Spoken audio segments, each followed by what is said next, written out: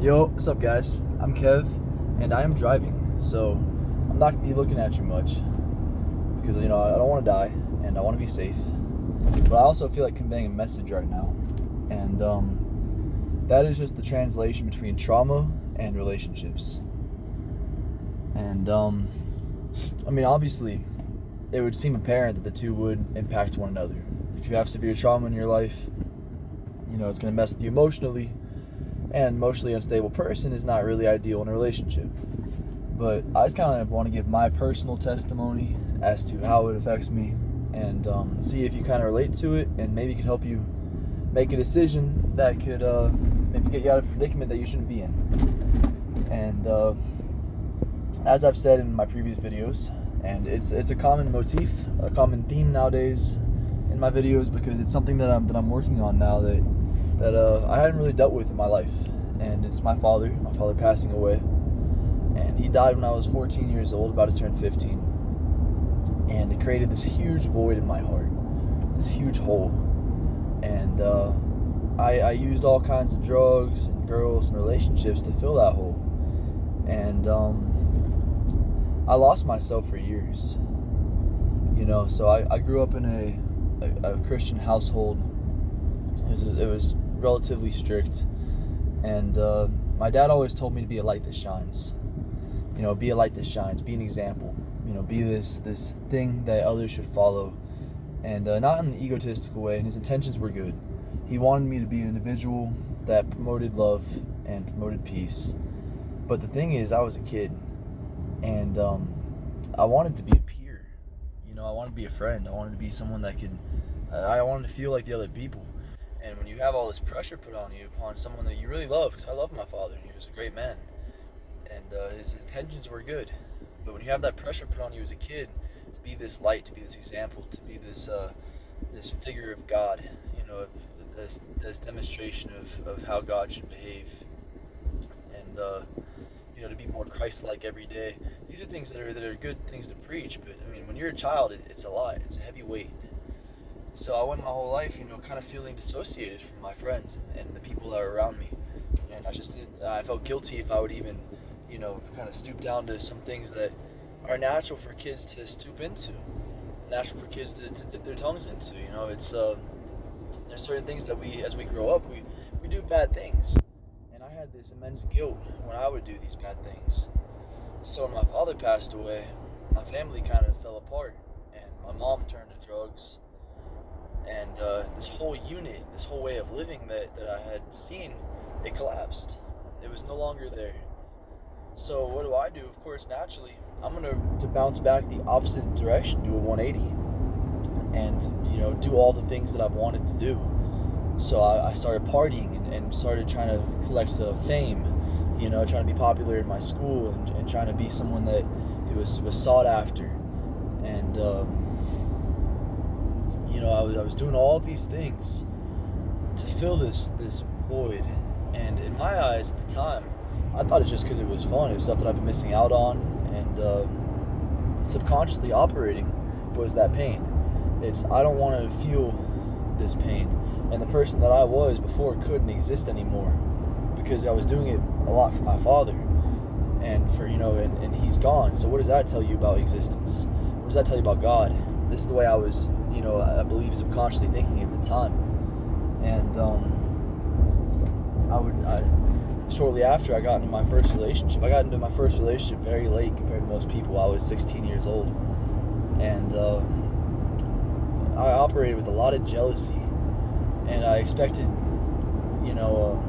things of this girl that could never be held from. And that was a common theme throughout all my relationships to follow. I had this high standard and this strong need for love, and that's where the trauma comes in. Because when you are traumatized in a way that you lose someone that you love, you lose someone dear to you, whether they die or they abandon you or whatever that may be, this void is created.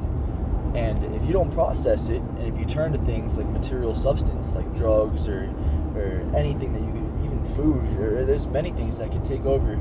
If you replace that pain with things and box it up and hide it, and you just keep on running from it and running from it and running from it, first of all, you're gonna get tired, but that's a whole separate matter. You'll get emotionally tired and you get emotionally bitter, but that's a whole different matter. But if you do that, none of those things are gonna satiate it, and neither will relationships with other people.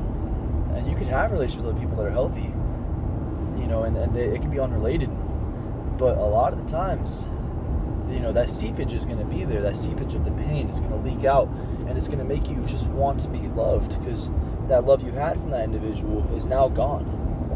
So I craved this constant attention, because I just wanted someone to fix that. I wanted someone to fix that pain in my heart.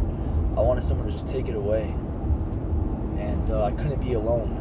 I always had to be, out there doing something with somebody. I could not be alone, because to be alone was to confront that darkness, to confront that demon in my mind.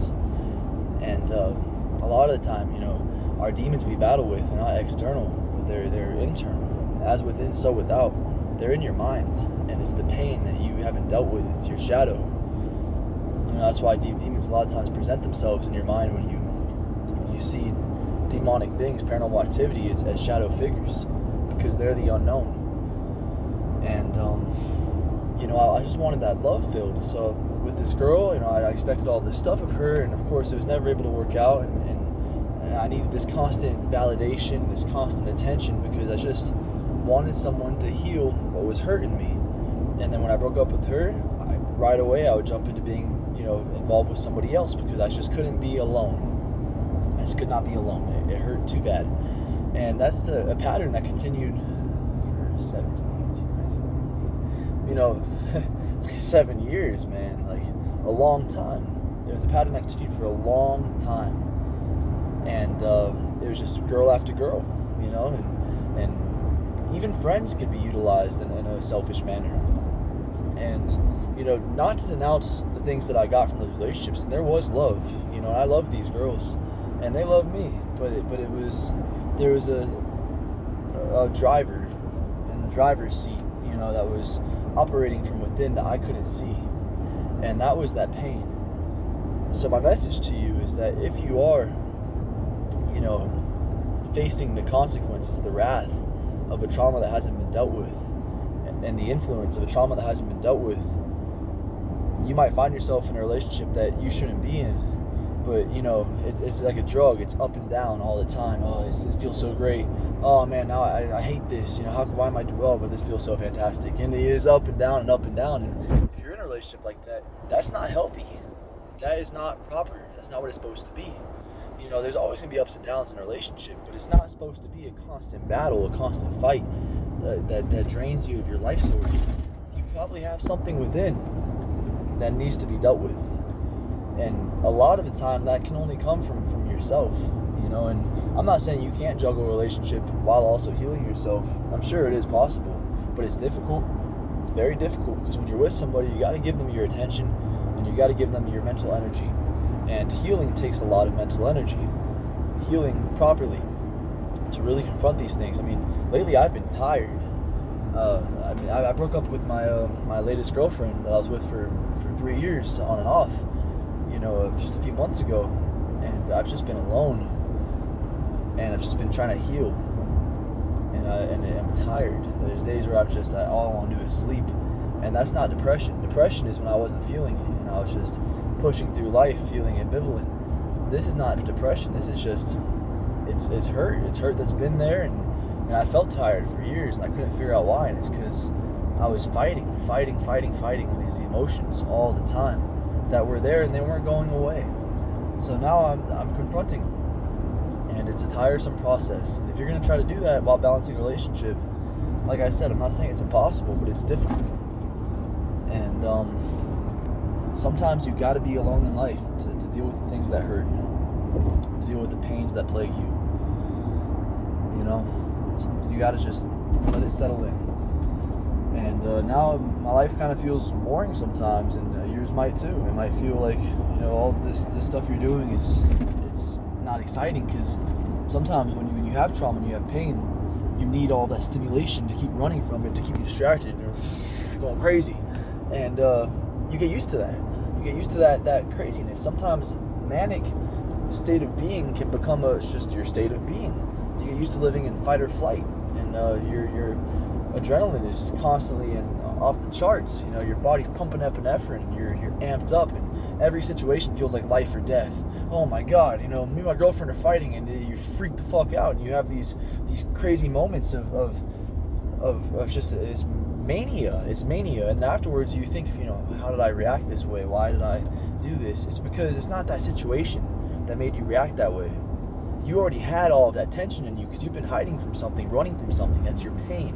Your pain has been there, and you've been running from it. So now when these little triggers go off and set you off on bad terms, it feels like life or death because there is something that's brutally important that's going on that you're ignoring, and you can't ignore it. You can't fight it. You got to confront it. So if you are in a state, of the fallout, the aftermath, the afterglow of trauma, if you're in that state of being, you got to deal with it.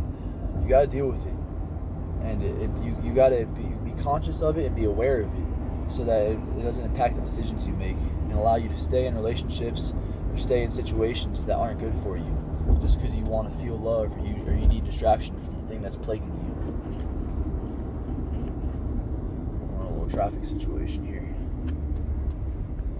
We'll back up. But yeah, and it's gonna hurt. It's gonna hurt a lot to deal with these things. It's not easy. If it was easy, you just do it. Your subconscious wouldn't have to take over. You wouldn't box these things up. You just deal with them. But they're hard. Sometimes as humans, we don't like to deal with hard things. You see it all the time in society. So if we just keep shush about and don't talk about, because it's an uncomfortable matter, like mental health or spirituality. So we just create a bigger, broad spectrums of how to deal with things that we don't like to deal with and write it off. It's just give them some medicine. Spirituality, go into this religion, follow this dogma, it'll help you. And sometimes you got to deal with things, even when it's difficult. And I can't speak from the other side because I haven't dealt with it all yet and got myself into a relationship, and that's not gonna happen for a long time. But what I will say is, when it does happen, I'm certain that I'm gonna be of a lot more peace and of a lot more clarity, and I'm not gonna be plagued by the same problems. I'm certain of that, because I know that I've been in a place where my mind has worked through the things that trouble it so deeply, and I'll be more rational.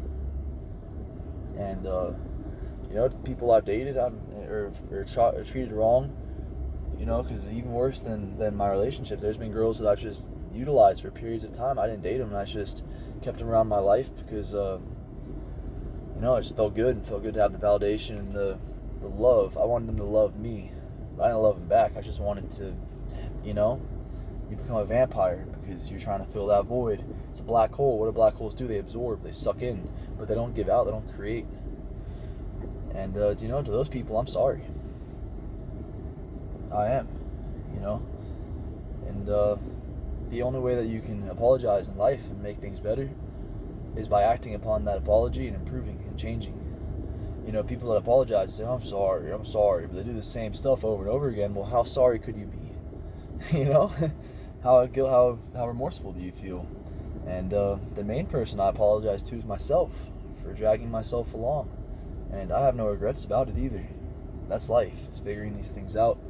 And if you find yourself in a predicament where you're plagued by emotional distress, and maybe it's affected others in your life, sometimes it's time to make a change. And that doesn't mean you're a bad person. But sometimes you got to withdraw and change things. Not beat yourself up over it, but just, take it to the next level and step up. Because if you stay in the same place mentally, you're not living. You're not alive. To be alive is to evolve and to grow and to learn and to find yourself. And sometimes finding yourself is something you can only do with peace and with solitude, and other times not. But trauma can be something that manifests in different ways, and it can keep you in relationships that maybe you shouldn't be in because you just want that love. And if that's the case that you're in, and your intuition is correct. If you are in tune with your gut you can trust it. I promise you that. Your intuition is very powerful because it is your subconscious acting on the things that you choose to ignore. So if you're in a relationship and things just don't feel right all the time, but you want it to work so bad, and maybe you paint yourself as a hopeless romantic or something, you romanticize the pain even, and make it where, oh, I'm just gonna stick through it because that's what love is. Love is to an extent, especially if you're married, but it's not to subject yourself to distress or to subject somebody else to distress. That is not love. That is not love. And if that's the case that you're in, just make the change. You'll feel a lot more at peace. And on that note, peace, guys. Love you all.